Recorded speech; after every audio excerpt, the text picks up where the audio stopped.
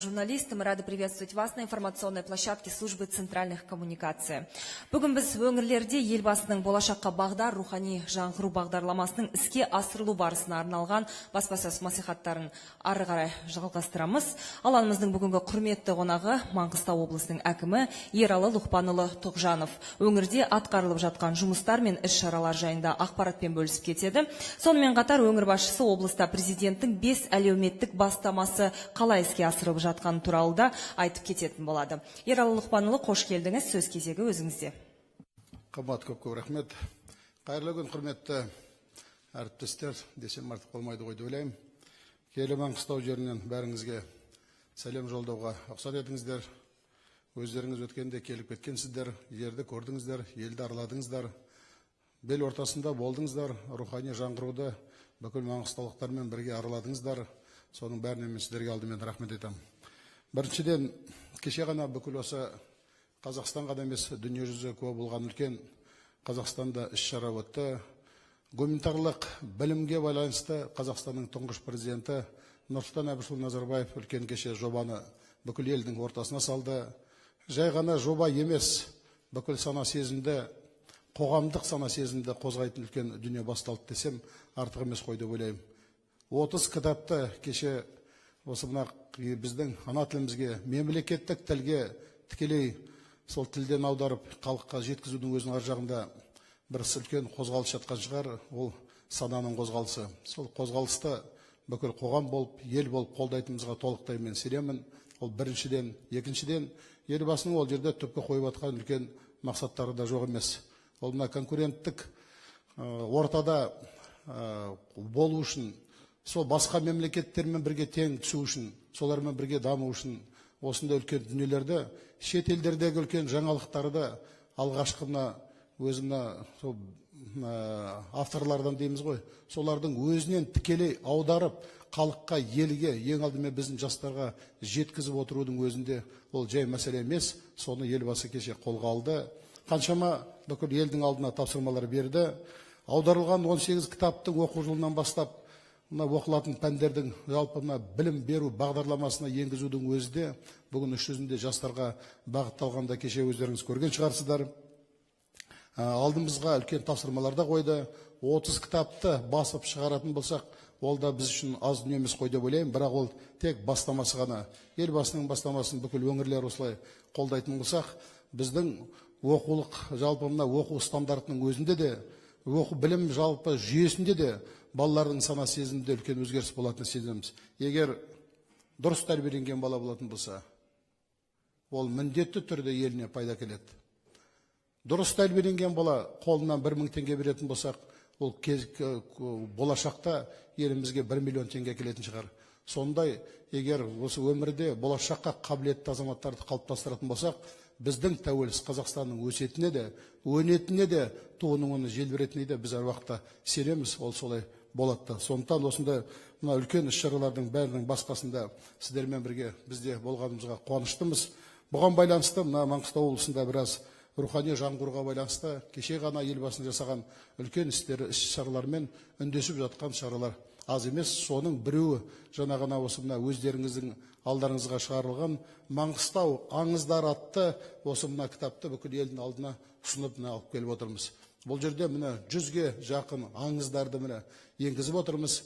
Грек мемлекеттерінің тарихын қаратын болсаңыз, оның бұрынғы тарихтарының бәрі аңыздардан тұрады. Сол аңызды тарихқа айналдырып, дүние жүзін тарта білген мемлекеттер болып жатқан кезде неге қазақтың даласы, неге қазақтың баласы осындай дүниелерді көтеріп елдің ортасын шығармайды? Маңғыстау облысы оған толықтай бүгін мүмкіндіктері бар екен, бүкіл елдің бәрі жақсы біледі. Жалпы Маңғыстау облысында рухани жаңғыруға нақты шараларға байланысты 120-дан аса үлкен істер жүргізген болатын. Жалпы жасаған істердің соған ол істер тек қана әңгімеден ғана тұрмайды, нақты істерден тұрады. Сол нақты істердің көлемі бүгін 11 миллиардтан астам нақты қолдау көрсетем деген азаматтардың қолдауымен жүзеге асты деп айтсам артық емес. Ондай бүгін біздерде меценаттар бар. Ондай бізде еліміздің жанашыр, осы елдің өсуіне жанашыр азаматтар, қолда қол тигізетін азаматтар да бар. Солардың арқасында бұл ақшаның көлемі де көрсетілген аз емес. Бірақ енді бұл ақшамен де шектеліп жатпайтын шығар. Нақты бір осы мына қажеттілікті қажет ететін азаматтарға, соның ішінде мекемелер, әсіресе әлеуметтік саласы, емханаларда, білім саласына да нақты көмектерді егер азаматтар енгізетін болса, оған бәріміз қуа құптаймыз. Сондай үлкен істердің бірі мына емханамен, мектептерді құрал жабдықтармен, спорттық инвентарьлармен, автокөліктермен қамтамасыз етудің бір көлемінің өзі 670 миллионға шейін салынған болатын. Бізде Ақтау қаласымен қатар мына Қарақия деген ең Қазақстандағы жер көлемі бойынша үлкен аудан бар. Сол жерде 500 орындық меценаттардың көмегімен екі үлкен общежитие салынды. Оның жалпы мына көлемі 2 миллиард 113 миллион теңгені құрайды. Ол енді айтуға оңай шығар, бірақ оның артында қаншама еңбек бар, қаншама азаматтардың салған теккен терілері мен олардың нақты еңбектері бар. Мына туған жерге тағзым деген арнайы акцияны өздеріңіз жақсы білесіздер. Бұл акцияда біздің мына Маңғыстау облысында 2 қаламыз, 5 ауданымызда біраз үлкен іс-шараларда өткізді.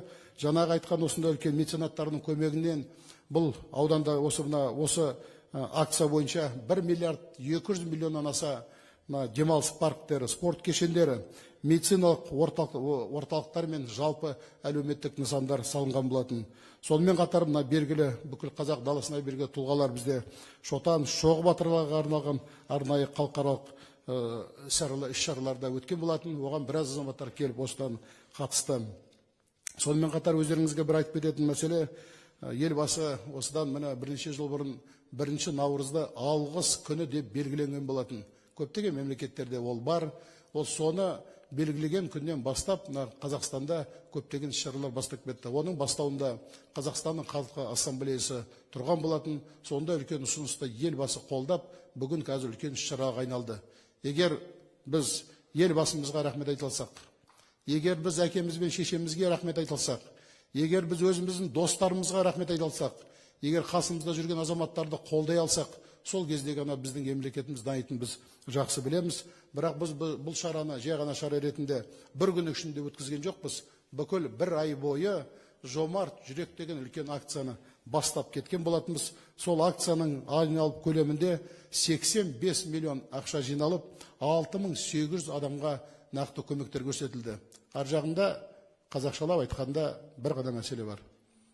Әрбір шаңырақта келе жатқан жаңа жылымызды, наурызымызды, амал күндерін, 22 наурызды әрбір азамат жақсылап қарсы алғысы келеді. Сол әрбір азаматтың үйінде, дастарханында, дәмінде қонақ шақыра алатындай, қонақ қабылдай алатындай егер жағдай жасайтын болсақ, сондай мемлекетте жақсылық болатын шығар деп ойлаймыз.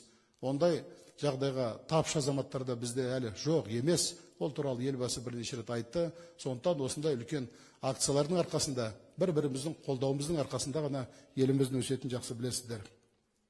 Үшіншіден, рухани қазына бағдарламасы бойынша 2017 жылы 106 миллионның шеңберінде біраз ірі 11 жоба жүзеге асырылды.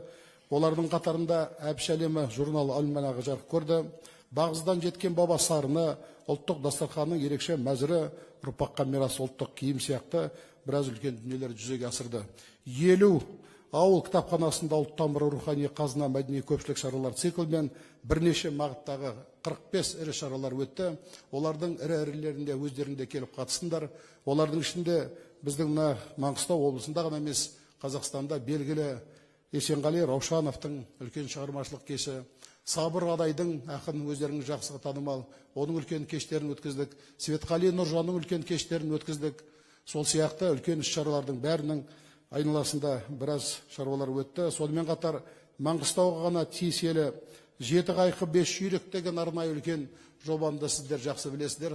Соның айналасында біраз біз жүйрігім еді өнерлі жыршылардың арнайы конкурстарын өткізіп, Қазақстандағы көптеген азаматтарды шақырған болатынбыз. Сонымен қатар Әзербайжан, Иран, Ресей, Қазақстан елдерінің театр ұжымдарын арнайы қатысуымен Каспий жағалауында бірінші халықаралық театр фестивалін өттік. Оған жай ғана өткізген жоқпыз, оған қазақтың бір туар ұлы Асанали Әшімов арнайы шақырған болатынбыз. Ол кісінің осы өткен жылы 80 жылдығы болатын. Сол тойын 5 мемлекеттің қатысуымен сол жерде өткізіп, иығына шапанын жауып, еліміздің алдына жақсылап дәріптеп шығарған болатынбыз. Ол тұлғалар оған тұрады, оны көтеруіміз керек, оны бүгінгі жастарда білу керек қой деп ойлаймыз. Қазақстанның өңірлік қасиетті нысандар атты республикалық жинаққа өлкемізден жалпы ұлттық маңызы бар 15 киелі орындар енді. Оның көпшілігін өздеріңіз келгенде жақсы көрдіңіздер, білесіздер. Ең алдымен ол мына Оғлан жеріндегі Бекет ата мешіті, Шопат ата қорымы, көне Бенеу қорымы, Бекет ата жер асты мешіттері, Сейсем ата, Масат ата сияқты үлкен қорымдарды білесіздер. Жалпы қысқаша айтатын болсақ, бүгін осындай жер асты мешіттерінің өзі Маңғыстау облысында 19. Бұл өте тереңді, маңызды, бірде-бір жерде жоқ. Біздің тарихымыздың өте тереңдігін білдіретін ерекше дүниелер. Біздің 9 ғасырдағы келген діни, осы жалпы ислам дінінің өзінің ар жағына кетіп қалатын тарихы бар екенде, бүгін тарихшылар келіп оны дәлелдеп жатыр. Оның ар жағындағы мағынасы да мәнінде жай емес. Қазір арнайы біздер ғылыми экспедиция құрып жатырмыз. Ол экспедицияға ақшасы да бөлінді. Шет елдердің азаматтары да тікелей қатысады. Осындай қасиетті жерлердің бәрін шығарып, айтып, елге жеткізіп дәріптеуіміз керек қой деп ойлаймыз. Киелі жер деген кезде сол киелілігін қалай көрсетеміз? Киелілігі оның неде деген сияқты әрбір сөздері әрбір азаматтың көкейінде тұратындай мен жақсы білем. Сондықтан осындай дүниелерді біз көрсетуіміз керек. Мына шет елдерден бізге көп келіп жатады. Өткенде 270 адам 7 мемлекеттен келді. Бірде-біреуі теңізге барған жоқ. Бәрі біздің қасиетті киелі жерді 10 күн ішінде аралап әрең шығарып алдық деп айтсақ артық емес қой деп ойлаймын. Неге десеңіздер, біздің жердің табиғаты бір үстірттің өзі неге тұрады, бір боз жыраның өзі неге тұрады. Осындай мына қасиетті жерлерді бүкіл қазақтың баласы бәрі білу керек. Сондықтан осындай үлкен дүниелердің бәрінде өздеріңізбен біз біргеміз. Осы киелі орындармен қатар көрнекті діни қайраткер Ержан Қазірет Төлегенұлының қолжазбасы негізінде Өсиет нама атты шағатай қазақ тілінің аудармасымен шығарған үлкен кітап бар. Енді оны азаматтардың бәрі алды деп ойламаймын, бірақ соның бәрін өздеріңізге жеткізуге біз міндеттеме аламыз. Ол терең, үлкен мағыналы дүние, осы үлкен еңбек, оны да бүкіл Қазақстанның азаматтары бәрі білу керек қой деп ойлаймыз. Отпан тауға байланысты өздеріңіз жақсы білесіздер.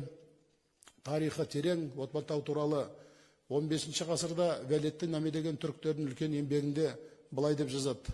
15 ғасырда Отман баба дүниеден өтердің алдында теңізден шыққан жылқыға мініп Қыдыр атаға айналып көзден ғайып болды деген әңгіме бар. 15 ғасырда жазылады. Оның ар жағында егер 15 ғасырда жазылатын болса, оның тарихы 13 ғасырда жатқан шығар. Оның тарихы 12 ғасырда жатқан шығар. Оның ар жағын кім біліп білді? Әрбір Қыдыр ата бүгін қазақтың үйіндесек, әрбір мұсылманның үйінде тек бүгін артық емес қой деп ойлаймыз. Оны қайдан шықты деген сияқты сұрақтарды біз жоқ емес екенін білеміз. Сондықтан осындай ойларды нақты, ол сөз ғана емес, тарихи деректердің арқасында өткенде музейдің директорының қолында Отпан тауды апарып тапсырдық. Биыл сол Отпан таудың өткен жылғы 10 жылдығына байланысты бірінші рет республикалық деңгейде 9 облыстың шырақшыларын шақырып Отпан таудың отын, бірліктің отын бірге жақтық. Ол жай азаматтар емес, келген азаматтар киелі қасиетті Машқұр Жүсіп Көпейдің ауылынан, Ұлытаудан, Түркістаннан келген осындай шырақшылардың бәрін шақырдық. Бір қазақтың баласының басы бір болу керек, бүкіл қазақстандықтардың басы бір болу керек. Түбінде мен ойлаймын, Отпан таудың отының айналасында бүкіл Қазақстан емес, түрік дүниесінің басын қосатындай да мүмкіндік бар ғой деп ойлаймыз. Келесі жылы оны осы үлкен халықаралық деңгейде оны өткізуге біз дайындықты биылдан бастаймыз. Соған сіздерді алдын ала шақыруға да рұқсат етіңіздер. Ол жерге өздеріңіз көрдіңіздер, өткенде қысқа уақыттың ішінде 3 биімізді апарып, сол ескерткішін қойдық. Қазақтың даласының билері далаға тұрғаны бірінші рет. Билер бар ғой, Құдайға шүкір, қалаларда тұр, біраз жерлерде. Бірақ даланың билерінің далада тұрған сол жерге барғанда көресіздер. 3 биді неге қойғанымызды өздеріңіз де жақсы түсінесіздер ғой деп ойлаймын. 3 биіміз жай ғана билер емес, бірліктің, елдіктің символы болғанда өздеріңіз жақсы білесіздер. Сондықтан осындай үлкен шаралар қазір жүзеге асып жатыр. туроператорлардың халықаралық семинарларын қатысуымен, туристердің қатысуымен, өздерінің тікелей жаңағы қатысуларымен өткенде медиа караванда өткен болатын. Сол караванда біраз жерлерді, Көгезді де көрдіңіздер. Көптеген қазір мына біраз жоспарларымыз бар. Оның ішінде мына 8 визит центр дейміз ғой. Алла қоса мына көптеген сосындай дүниелерді қазір саламыз деген жобаларымыз. Оның бас аяғы где-то 53 жобадай бүгін қазір жобаларды биыл жоспарлап отырмыз. Оның бәрін болашақта жүзеге асырамыз. Маңғыстаудық сакралдық географиясы атты интерактивті картасы жасақталуда. Сонымен қатар Мұрат Өскенбай атындағы халықаралық халық аспаптар күй орындаушылардың конкурсы, төркіні Төргөзған Маңғыстау, Қызылқала қалашығын ЮНЕСКО-ның бүкіл әлемдік мұралар тізіміне енгізу, Шопан ата, Бекет ата жолдары бойынша арнайы визит орталықтарын салу, бұлардың бәрі осы мына біздің 18-ші жылдағы алды бір негізгі жоспарлардың бірі. Енді ол көптеген жобалар, оның бәрін тізіп отырып, уақыттарымызды алмай қояйық деп айтқым келіп отыр. Соның бір маңызды біреуінің бірі жаңағы айтқан экспедиция 76 миллион ақшасын арнайы бөлдік. Соған сіздерді де қатысуға шақырамыз. Экспедиция жұмысы National Geographic танымдық арнасы арқылы бүкіл 24 мемлекетке тікелей көрсетіліп отырады. Сондықтан бұған да сіздерді тікелей қатысуға бүгін шақырам. Сонымен қатар бір ерекше айтып кететін жағдай, өзіңізге белгілі Серікбол Қондыбай қысқа ғана өмір сүрген азамат. Қысқа ғана өмірі қысқа болды. Бір Алланың өзі мүмкін оның өмірдегі сол назначениесі де мүмкін солай болған шығар. Қысқа өмірінің ішінде қаншама үлкен еңбектер жазып кетті. Маңғыстауымыз қазақтың мифологиясы туралы еңбекті бүкіл Қазақстан емес дүниежүзі біледі. Соған байланысты үлкен конференция дайындалып жатыр. Оған Түркиядан, Польшадан, Башқұртстаннан, Татарстаннан, Ресейден, Әзербайжан елдерінен бүгін келуге азаматтар қатысуға толықтай келісімдерін беріп отыр. Соған келісуге сіздерді шақыруға рұқсат етіңіздер. Тәрбие мен білім бағыты бойынша 50 шара жүзеге асырылады. 153 мыңнан астам оқушы, 47 мыңдай ата-аналар қамтылды. Ғасыр сыйлаған қайталанбас тұлғалар жобасы бойынша 75 мектепте ел басының еңбектерін оқу туралы арнайы бұрыштар мен класстар ашылды. 13 мектепте серікболтану, 15 мектепте әбіш тану кабинеттері, 35 мектепте өлкетану музейлері бүгін іске қосылды. Мен сіздерге бір ғана тағы бір ойды айтқым келеді. Енді Маңғыстау жері мына енді ағаш жағынан кішкене енді аздау деп, жоқтың қасы деп айтсам да артық емес қой енді. Соған байланысты біздің мына оқушылардың ұсынысы бойынша үлкен жобаны бастап кеттік. Жобаның аты Жасыл мектебім, жасыл мекенім. Бүгін 28 оқу орнында осы мына үлкен жоба жүзеге асырыла бастады. Теплицалар салынып жатыр. Сондықтан жалпы мектептің саны 134. Сол 134-тің 34-іне де арнайы теплицалар салынады. Біреулері гүл егетін шығар, біреулері өсімдіктер егетін шығар, біреулері помидор мен қиярлар егетін шығар.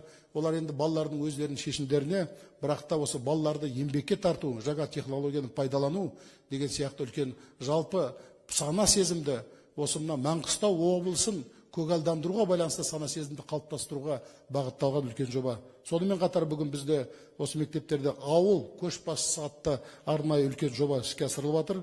Ол жобаға бір осы жылдың ішінде 120 мың бала бүгін қатысып отыр. Ол балаларды мына болашақтағы лидерлік осындай қасиеттерін бойларына қалыптастыру, елге деген болашақта еліміздің туын көтеріп кететін жастарды тарту, бизнес саласына деген олардың ойын бұру деген сияқты осы ойды алдымызға қойып отырмыз. Оған тікелей қатысы бар дүниелердің бірі кәсіпкер болам деген үлкен жобамызда жүзеге асып жатыр. 85 мұғалім дайындалды. 85 мұғалім бүгін 1000 баланы дайындап шығарды. Бізде қазір 4-ші курстың бір қыз өткенде шығып алдымызда сөйлеп жатыр. Әлі оқуын бітірген жоқ.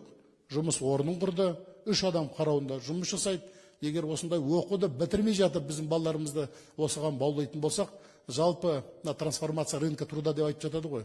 Оны жасау үшін санадағы үлкен өзгеріс болу керек. Сол санадағы өзгерісті енгізе отырып, болашақта біздерде осы нарық рыногында өзгертуге мүмкіндік болады ғой деп ойлаймын. Я думаю, никому не секрет, что в Мангистауской области ряд серьезных проблемных вопросов стоят на повестке дня. В первую очередь это вопрос трансформации рынка труда. Все вокруг нефти. Все вокруг нефти. Мұнайға деген құлдық сана сезімнен кету керек. Мұнай байлық емес. Мұнай бар болғаны шикізат.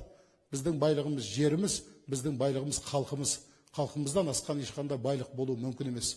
Сондықтан біздің бүгіннен бастап жастарды орта шағын бизнеске тарту, басқа да үлкен байлықтың барын бүкіл жастарға бүгін енгізу, жеткізу, облыста бұған байланысты бүгін үлкен түсініктер бар.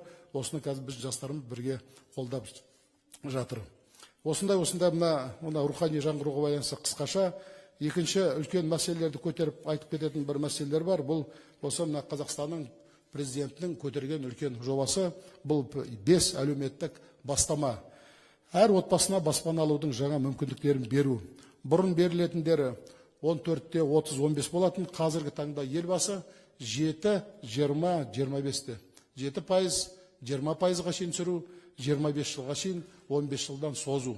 Осы бағытқа байланысты бүгін ипотекалық несиенің қолжетімділік арқылы жаңағы шешу жолдарын қарастыру, тұрғын үйге мұқтаж азаматтарды баспанамен қамтамасыз етуді ипотека арқылы мейлінше көбейтуге мүмкіндік беретініне біз толықтай сенеміз. Ол бірінші жағынан, екінші жағынан бұл жағдайдың өзі іс жүзінде облыстағы құрылыстың көлемін көбейтетініне де біз толықтай сенеміз. Өз кезегінше ипотекалық несие беру қазір ұлттық банктың тікелей қарауында, алла қосса оның бәрі бір нақты шешімдері бір жүйеге келтіргеннен кейін бүкіл елге облыстың бәрінен таратып беріледі. Сондықтан оны енгізуге Маңғыстау облысы бүгін дайын. Өткен жылы, мен қысқаша ғана мәлімет бергім келіп отыр, өткен жылы 833 мың шаршы метр тұрғын үй пайдалануға берілді. Ол өткен жылмен салыстырғанда 18%-ға өсуімен осы мына дүниені шығарған болатынбыз. 7 мың отбасы үймен қамтамасыз етілді. 2018 жылы бұл жоспарды біз алдымызға 916 мың шаршы метр деп қойып отырмыз. 10%-тік өнімді ол жерге салып отырмыз. Бір сөзбен айтқанда, бүгін Маңғыстау облысында бір тұрғынның баспанамен қамтылу көрсеткіші 23 шаршы метр. Елбасының қойып отқан тапсырмасы 30-ға жеткізу. Егер біз әр жыл сайын 10%-тік өніммен осыны салып отыратын болсақ, 2025 жылы 1791 мың шаршы метрге шейін жетеміз. Бұл цифрға жетудің өзі іс жүзінде осы әр азаматты 30 шаршы метрмен қамтамасыз етуге мүмкіндік береді деген ойымыз. Біз оған сенімдіміз, оны жүзеге асыруға мен бүгін сіздердің алдарыңда сөзімді беруге дайынмын. Бұл мына елбасының бірінші тапсырмасы. Екінші, жалақысы төмен жұмысшылардың еңбекақысын көбейту үшін олардың салықтық жүктемесін азайтуға байланысты біздер нақты сараптама жасадық.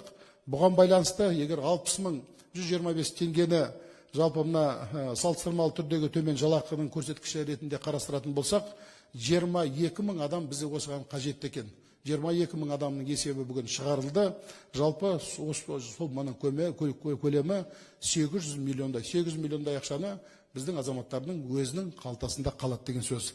Жоғары білім алудың қолжетімділік сапасын арттыру, студенттік жастарды жатақхананың жағдайын жақсарту деген үлкен тапсырма ол тұрғанда жақсы білесіздер. Өткен жылы облыста 215 грант бөлінді.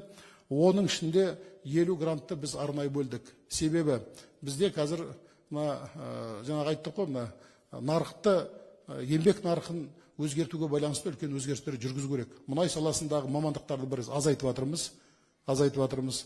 Ол солай болу да керек. Басқа бағыттарды дамыту керек. Жаңа 10 мамандық биыл енгіздік. Соған байланысты мен қазір 50 гранттай арнайы бөліп отырмын. Келесі жылы осыған байланысты 70 грантты жоспарлап отырмыз. Оның ішінде тез қайтарылымы болу үшін 20 грантты магистранттарға беріп отырмыз. Неге десеңіздер, біздер қазір осы судостроительный дейміз, осы теңіз бағытын дамытуға байланысты мүмкіндіктер болатын жақсы білесіздер. Вы сами прекрасно видели, недавно мы ездили в Объединенные Арабские Эмираты, мы видели, в каком масштабе страны могут развиваться. До 60 миллионов только контейнерных перевозок проводится только в одном Дубае. 20% составляет во внутреннем валовом продукте. Маңғыстау имеет огромную потенциальную возможность. Он сегодня уже может стать и перспективе транспортно-логистическим хабом.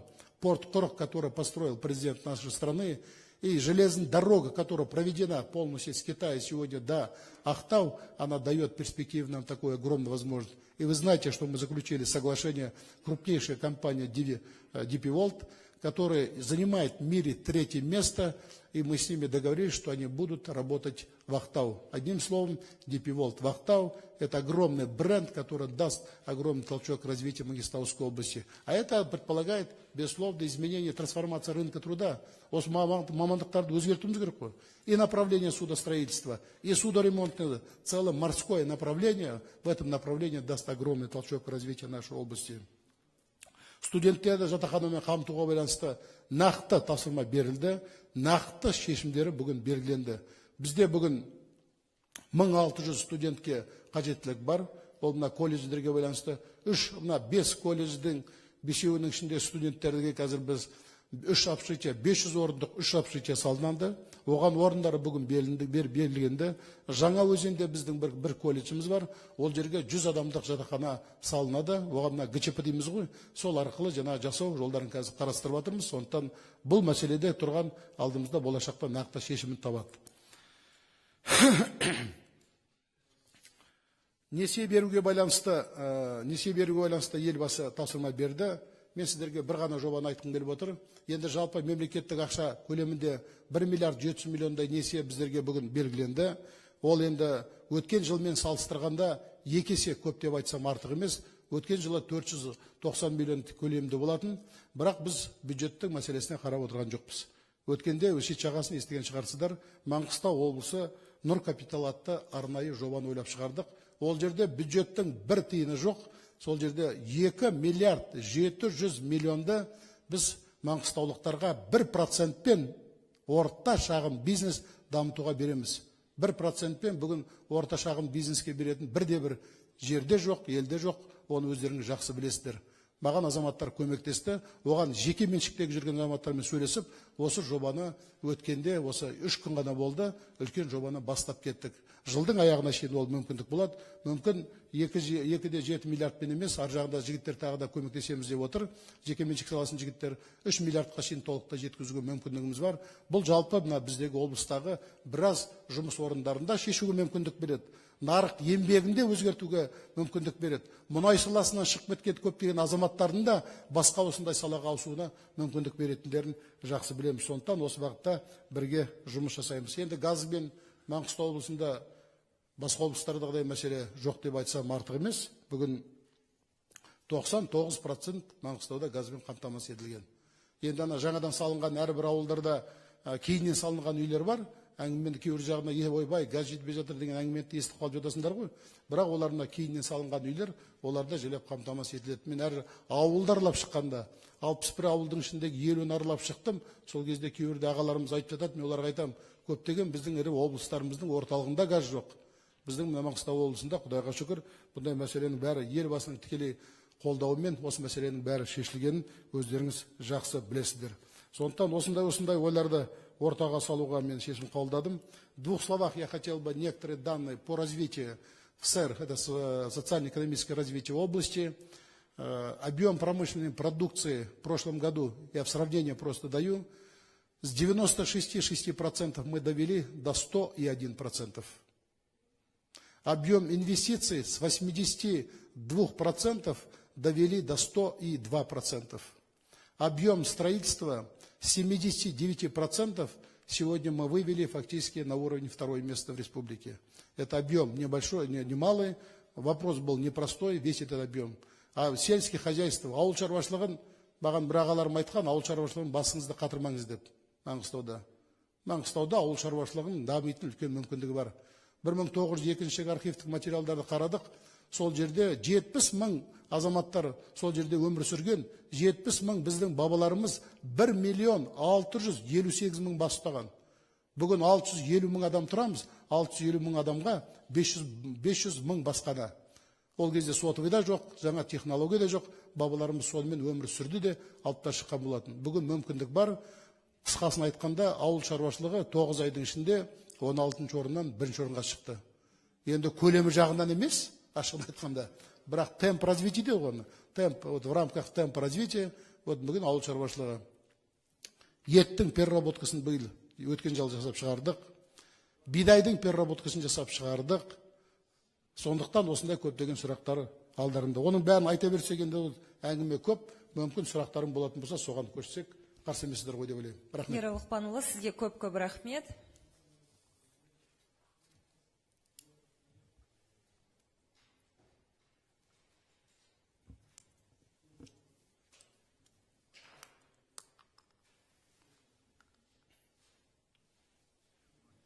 Құрметті әріптестер, сұрақтарыңыз болса, қойларыңызға болады.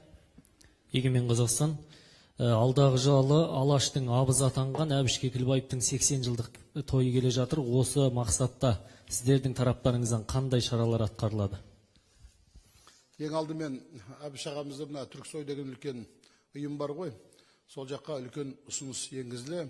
Түрксойдың көлемде бүкіл түркі әлемінде 19 жылда Әбіш ағамыздың жылы деп жарияласақ деген ұсыныс жіберілді. Дүйсен Қасейінұлы деген ол жақта үлкен азамат бар. Ол жақтан үлкен бүгін қолдау табылып жатыр.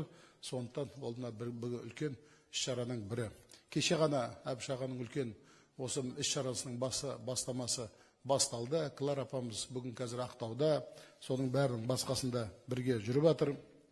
Сонымен қатар Әбіш аға атындағы үлкен рухани орталық салуды біз уже қолға алдық. Оны біз биыл бастаймыз. Келесі жолы оны бәрін бітіреміз.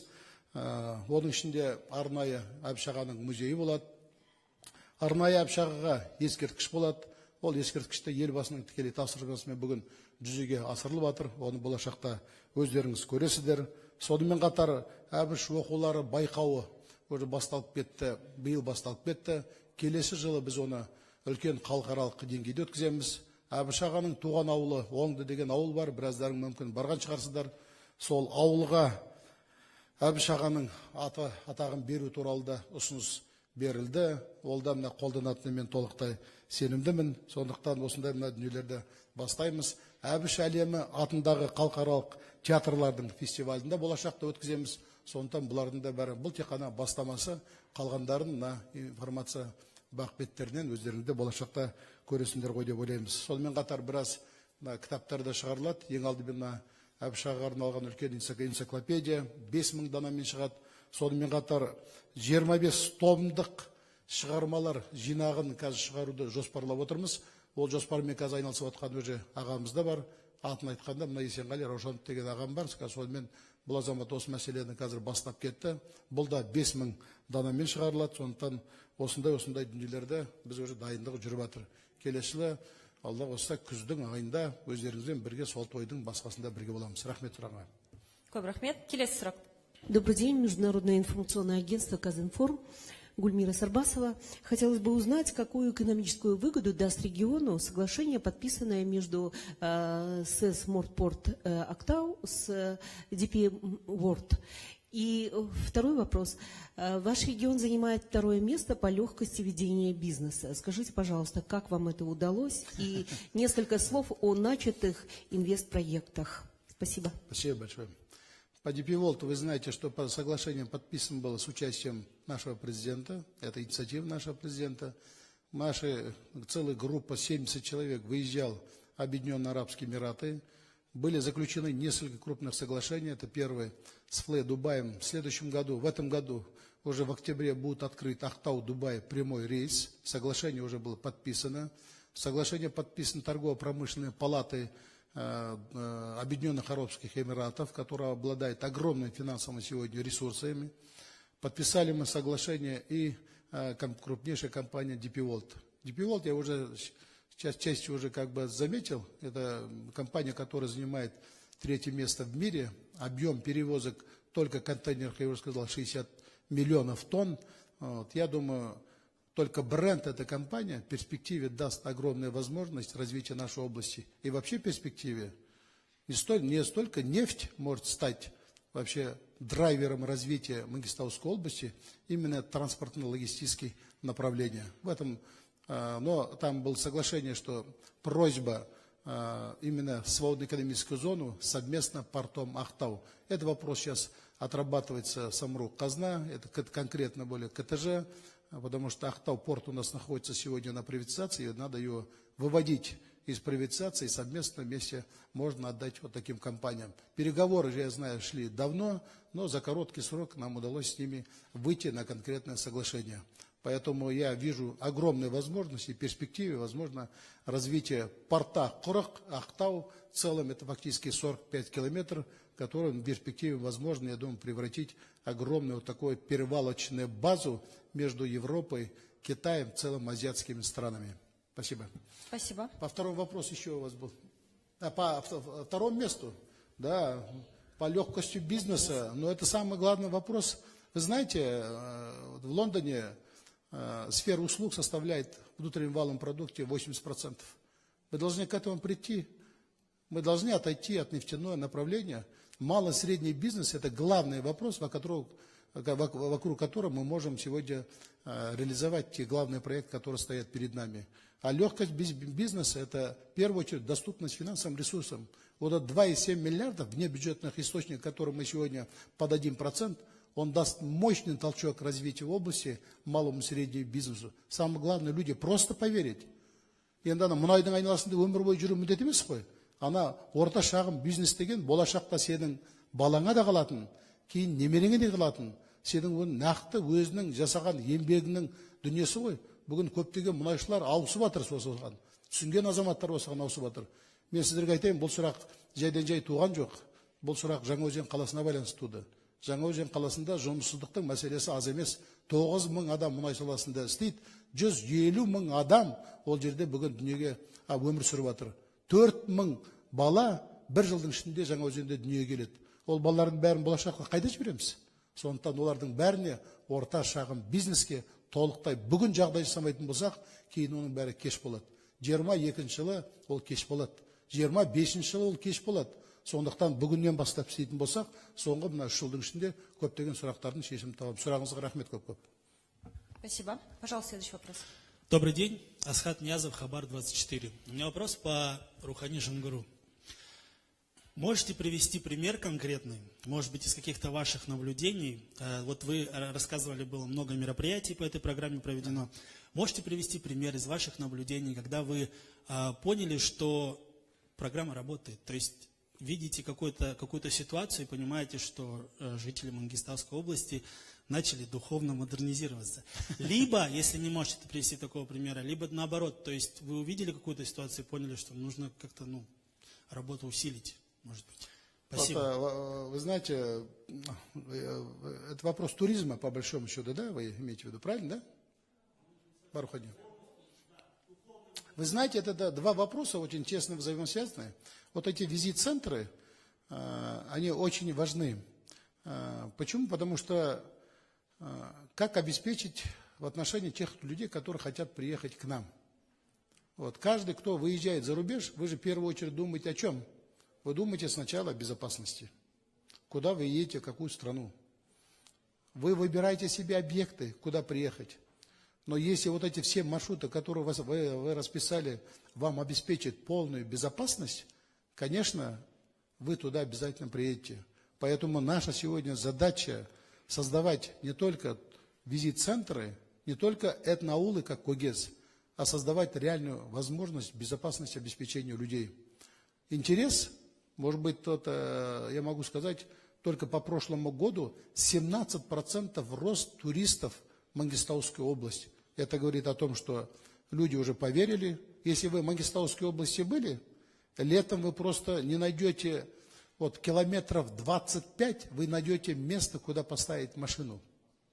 Другой вопрос там, конечно, развивать надо инфраструктуру, развивать надо дополнительные услуги, создавать условия.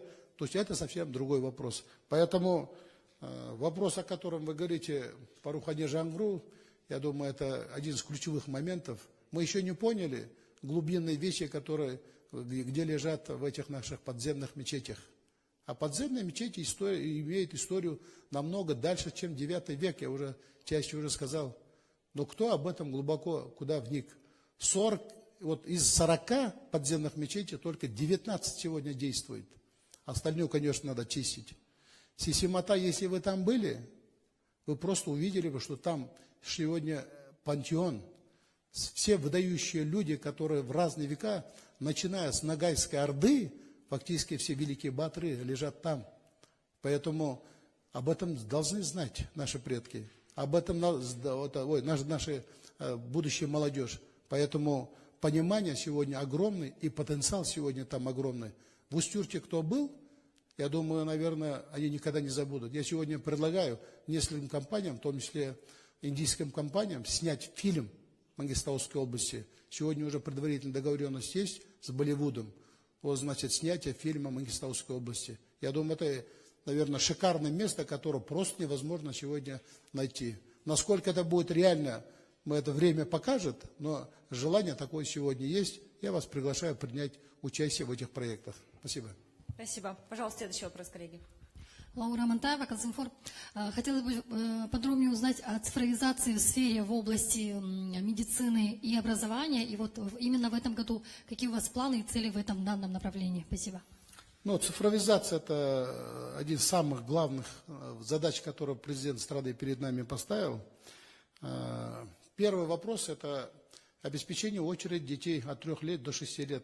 Очередь. Сегодня она полностью автоматизирована. Это первый вопрос. Теперь по медицине с 1 апреля уже полностью все перешли на безбумажный вариант. Уже перешли на безбумажный вариант. По школам у нас сегодня есть определенные вопросы. Это у нас несколько поселков. Это в Мангистауском районе 4 поселка и в Каракянском районе 4 поселка. Широкополосный интернет надо будет до конца довести. Деньги сегодня заложены. В июне месяц полностью весь этот проект будет закончен. Одним словом, цифровизация Мангистауской области, но если взять вот примерно июнь месяц, Мангистауская область полностью будет готов. В этом году мы эту тему закроем на 100%. Но кроме этого, конечно, есть целый ряд других направлений. Вот, например, сфера таможенного. Вот недавно мы проводили большое совещание. Вы даже не поверите, таможенное оформление после введения цифровизации и централизации всего этого 24 часов его сегодня оформление довели до 4 минут. От 4 до 7 минут. Вот реальные результаты сегодня цифровизации, которая внедряется в области. Сегодня он внедряется и в промышленном секторе, кроме образования и здравоохранения. Он внедрен полностью сегодня у нас уже в ЦОНах, Центр обслуживания населения.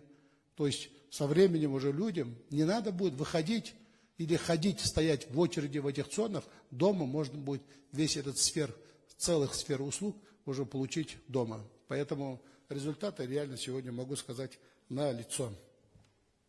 Спасибо. Коллеги, есть еще вопрос, пожалуйста. Асель Тумашқызы, Хабары 24 арнасы. Енді Ералы Ұлықпанұлы, өзіңіз айтып өттіңіз, биыл 916 мың шаршы метр тұрғын үй пайдалануға беріледі дедіңіз. Жалпы осы елбасы бастамасы аясында маңғыстаулықтар нақты қай мезгілде 7-20-25 бағдарламасы бойынша қоныс тойын тойлайды? Бұл бірінші сұрақ. Екінші сұрағым, жалпы қанша Маңғыстауда қазір тұрғын үй кезегінде қанша адам тұр? Статистика келтіріп өтсеңіз. Рахмет. Қазір мен шетшағасымен айтып кеттім. Ол елбасы қазір 30 шаршы метрге жеткізу талабын қойып отыр ғой. 25 жыл жетеміз. Мына орта есеппен қазір 916 мың шаршы метр деп отырмыз ғой. Егер жыл сайын 10%, 10%бен өнімін құрылыстың салып отыратын болсақ, 25 жылы әр азаматтың басына 30 шаршы метр деңгейіне жететін мүмкіндік болады. Сондықтан бұл тойыңызды Алла болса 25 жыл деп есептей беріңіз. Оны қазір оның арнайы қазір оған жүйе деп айтуымызға болады ғой. Қазір орталық банк, центр бізде қазір орталық банк осы мәселемен айналысып жатыр. Сондықтан бір жүйеге келтіріп, оны бізге тапсырған бол, где-то бір 2 айдың ішінде деп ойлап отырмыз. Соны бізге бергеннен бастап біз оны қолдана бастаймыз. Әлі ол жүзеге асырылған жоқ. Сондықтан қазір ол бір талап болу керек, бір ортақ жүйе болу керек, бір принциптер болу керек. Соның бәрін қазір әлі шыққан жоқ. Енді өткенде естіген шығарсыздар, енді әртүрлі облыстарда үйлердің санының құны әртүрлі болып отыр ғой. Біреуі 10 миллион деңгейінде шығамыз дейді. Маңғыстау облысы бүгін бізде орта есеппен 20-25 миллион арасында шығуы мүмкін. Неге десең, ол жерде үйдің тұратын жерін есептейсің. Үйдің жаңағы этажын есептейсің. Оған кететін жаңа құрылыстың материалдардың ақшасын есептейсің. Сондықтан ол жерде әр облыстарда ол әртүрлі болады. Көп рахмет. Пожалуйста, коллеги, келесі сұрақ. Бақнұр Әлібай, 31 телеарна. Маңғыстау, Атырау облысы десе, бәрімізге уылдырық еске түсетіні белгілі. Қазір жағдайда осы бекіре қызыл балықтарды қорғау үшін қандай шаралар қолданып жатыр? Рахмет. Қазір балықтарды қазір аулауға тыйым салынды. Қазір енді уылдырық шашатын кез ғой. Енді уылдырық шашатын кезі қай жақта шашатын сіздер жақсы білесіздер. Негізінен теңізден шыққан балығымыз теңізден бұл жайыққа қарай көтеріледі.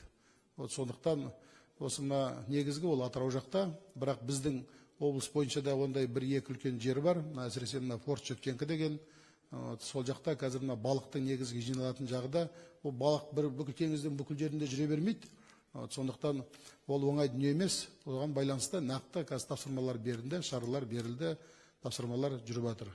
Балықты Маңғыстауда аулаудың да өзі оңай емес. Мен сізге айтайын. Біздер мына плановый улов дейді, орысша айтқанда кешірім сұраймын. Соны да Маңғыстау облысы орындай алмай отыр. Неге десеңіздер, теңіздегі балықты аулау оңай емес. Оған кететін қаржының көлемі аулаған балығының қаржының көлемімен екеуінің арасы пара-пар. Сондықтан теңізге шығып, қазір көп адам өзі балық аулағысы келіп отқан жоқ. Сондықтан оны қазір бірақ елбасы тапсырма берді. Оны қазір басын қосып, бірнеше сондай мына 26 ұйым бар, солардың бәрін басын қосып ойластырып отырмыз. Сондықтан Маңғыстау уылдырықтың астында отыр деген ойдан кішкене аулақ болу керек. Ондай қазір мәселе бізде жоқ. Сондықтан ол керекті шаралардың бәрін қорғауға байланысты қолға алынды. Рахмет. Көп рахмет. Келесі сұрақ, пожалуйста. Қайырлы күн, Еуразия бірінші арнасы, Балаша Амантайқызы. Менің қояр сұрағым, қазіргі таңдағы Маңғыстау облысындағы діни ахуал қандай? Бір сөзбен ғана айтайын ба? Діни ахуал қатты қадағалауда. Өздеріңіз білетін шығарсыздар, Маңғыстау облысы Қазақстанда бір ғана облыс хиджабтың мәселесін шешкен. Көп рахмет. Хиджабтың мәселесі оңай болған жоқ. Қатты қарсылық болды. Бізге айтылмаған әңгімелер көп болды. Баланың құқығын бұзасыңдар, балаға осындай кедергі жасайсыңдар деген әңгімеде болды. Бірақ біз оның бірде-біреуіне барған жоқпыз. Баланың құқығын одан бұзбаймыз. Баланың құқығын бетін жауып тастап мектепке отырғызатын болсақ, мүмкін сол шығар баланың құқығын. Ол болашақта қандай бала болады? Мүмкін ол ғалым болып шығатын шығар ол бала. Ол бір. Екіншіден, егер ол балаларға мемлекеттік гимнге тұруға болмайды деп сенімдерін миларына құйып сеңгізіп тастайтын болса, мемлекетке қарсы жаңағы ой болу керек деген ойды миына енгізетін болса, физкультура сабақ сияқты сабақтарға бару керек емес дейтін болса, олардың бәрі ол жерде дін жоқ.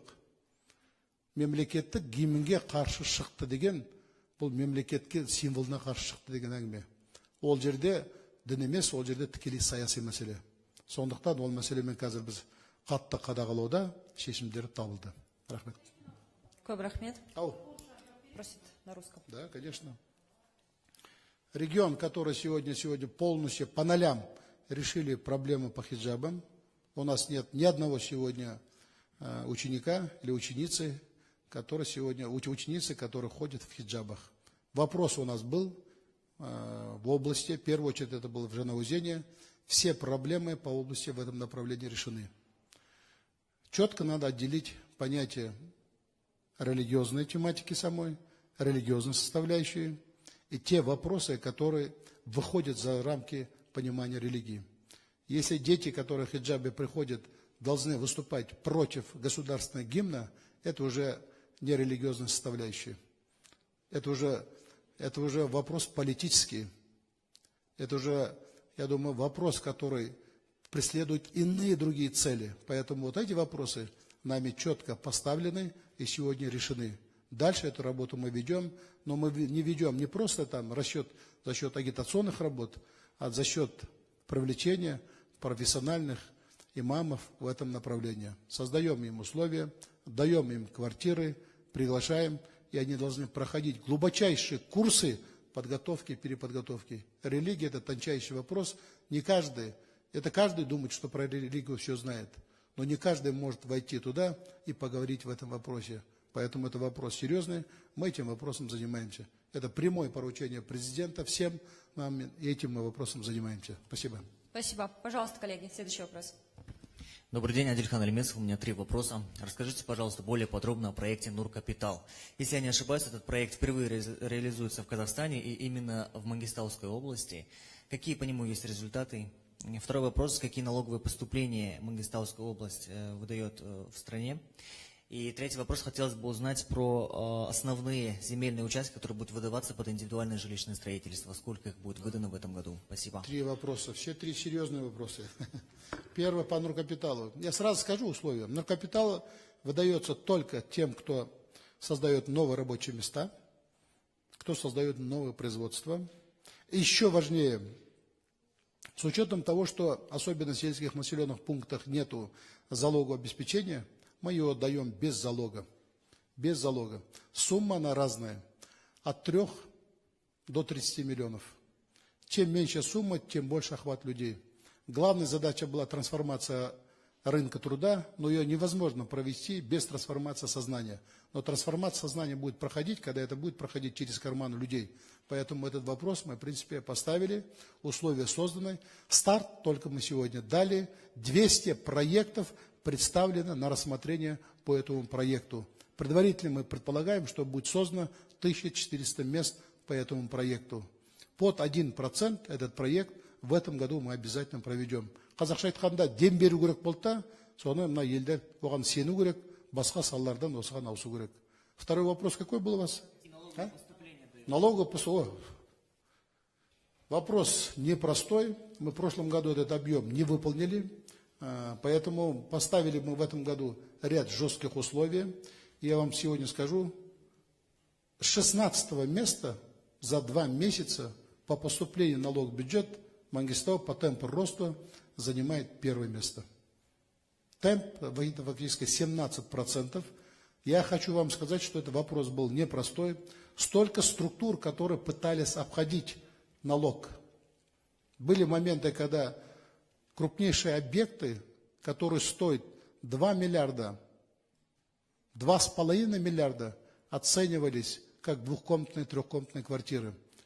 Это крупнейшие торговые дома, это крупнейшие рынки, которые пытались обходить налог.